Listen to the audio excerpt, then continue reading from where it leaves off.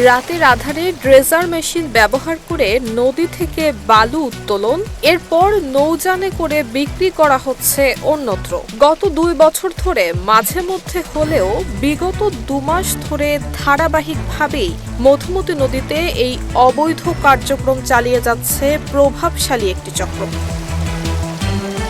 তাদের লাগাতার কার্যক্রমের ফলে এরই মধ্যে মধুমতি নদী পাড়ের বিভিন্ন স্থানে ভাঙন দেখা দিয়েছে। এতে তীরের একটি মন্দির সহ শতাধিক পরিবারের বসতভিটা হুমকির মুখে পড়েছে। গত 2 বছর এখানে ট্রলারে বালি কাটে নিয়ে যায়, এই কারণে আমাকে জায়গায় ভাঙন লাগিয়েছে। আমরা ছেলে মেয়ে নিয়ে থাকি রাত্রে আতঙ্কে, যাতে এটা বন্ধ হয় আমরা সেটাই প্রশাসনের কাছে চাই। এখানে যে বালু উত্তোলন করে তার প্রতিনিয়ত বালু উত্তোলন করলে আমাদের এই ঘর বাড়িগুলো ভেঙে যাবে এবং নদীর ভাঙা শুরু হয়ে গেছে অলরেডি। এছাড়াও 2-3টা ঘর এখন তো বিলীন হয়ে গেছে। এবার যদি বালু উত্তোলন করতে থাকে তাহলে আমরা বড় ধরনের ক্ষতির সম্মুখীন হবো। রাত্রে অন্ধকারে বালি কাটলে আমরা গিলি পরে আমাদের মারধর করে, তারপর দেখেন ভাঙার অবস্থা কি। 2 বছরের জন্য বালি কাটে আমাকে ভাঙার মানে থার বোন ঘর দৌড় আমাকে কি অবস্থা হয়ে গেছে।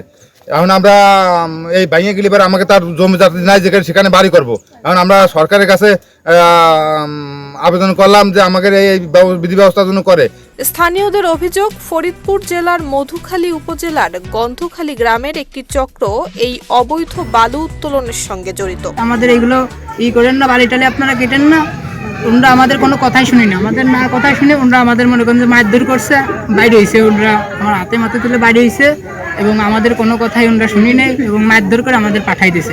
যে কোনো মুহূর্তে নদী গর্ভে বিলীন হয়ে যেতে পারে অবৈধভাবে বালু কাটার জন্য।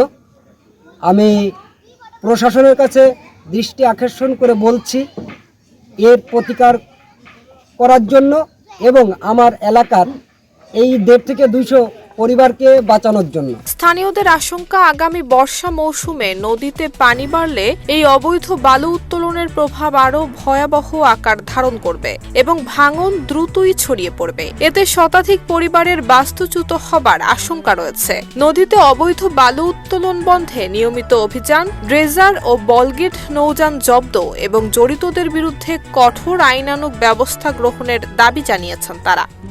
RICL TMX, যুগের পর যুগ স্থাপনা থাকে মজবুত। এ বিষয়ে প্রয়োজনীয় ব্যবস্থা গ্রহণের পাশাপাশি সংশ্লিষ্ট এলাকাগুলোতে অবৈধ বালু উত্তোলন রোধে প্রশাসনের নিয়মিত টহল জোরদার করা হয়েছে বলে জানিয়েছেন শ্রীপুর উপজেলা নির্বাহী অফিসার মোহাম্মদ সালেক মুহিত। অভিযানকালে সেখানে এই বিষয়টি আমি নিজের চোখে দেখে এসেছি যে সেখানে ভাঙন প্রবণতা বেড়েছে এবং অলরেডি কিছু কিছু জায়গায় ভাঙন দেখা দিয়েছে। এই বিষয়টি আমরা আমাদের জেলার যে পানি উন্নয়ন বোর্ডের এক্সএম মহোদয় তাকে অবগত করে আমরা এই ব্যবস্থা গ্রহণ করার জন্য আমি অনুরোধ করব। নুসরাত জাহান মেহেক, ঢাকা পোস্ট।